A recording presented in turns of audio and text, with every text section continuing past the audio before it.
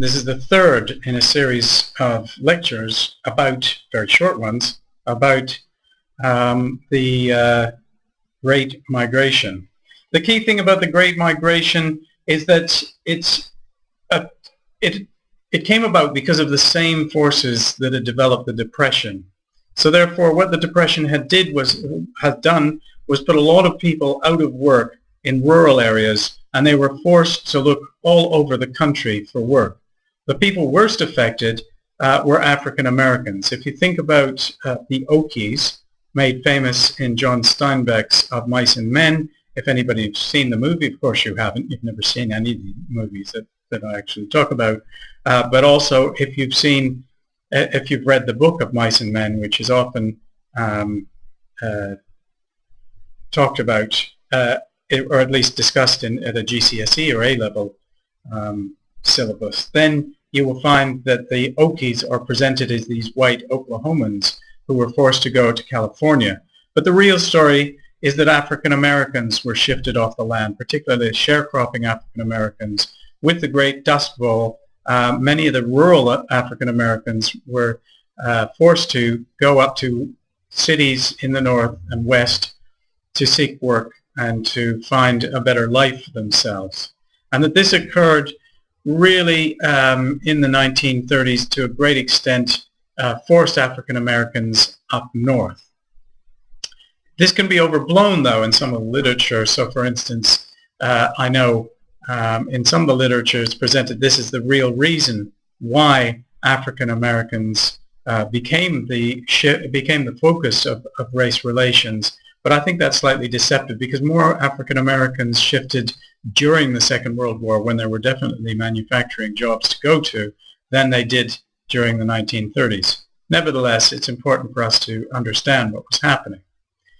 So the red states represent a net loss of African American residents between 1910 and 1930, and the blue states a net gain. So you can very much see where they left this rural area down here and where they went to. So there was a shift during that period of time, but as I say, the most important aspects of the shift happened after 1941 during the Second World War, when there was a lot more work up north.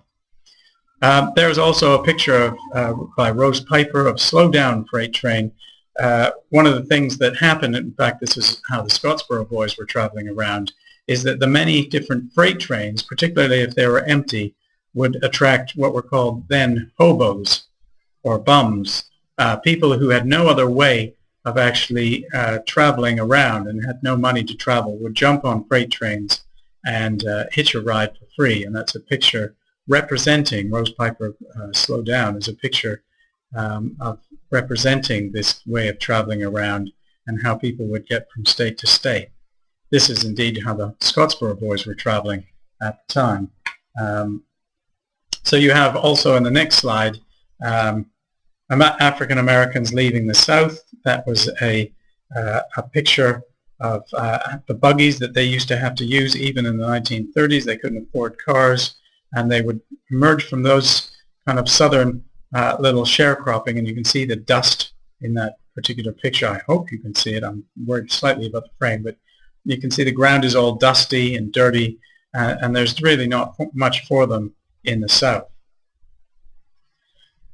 As I say, though, the Great Migration is overplayed. In 1940, 3/4 of all African Americans lived in the South. That's according to Richard Polenberg. And the real story of the Great Migration occurred after the Second World War, from 1945 to 1965, when new industries, particularly the automobile industry, attracted African Americans to move north and take up better paying jobs. The defense industries, again, also employed hundreds of thousands of African Americans during the war. They tended to take the place where by white Americans who were off fighting the war would have done in the past.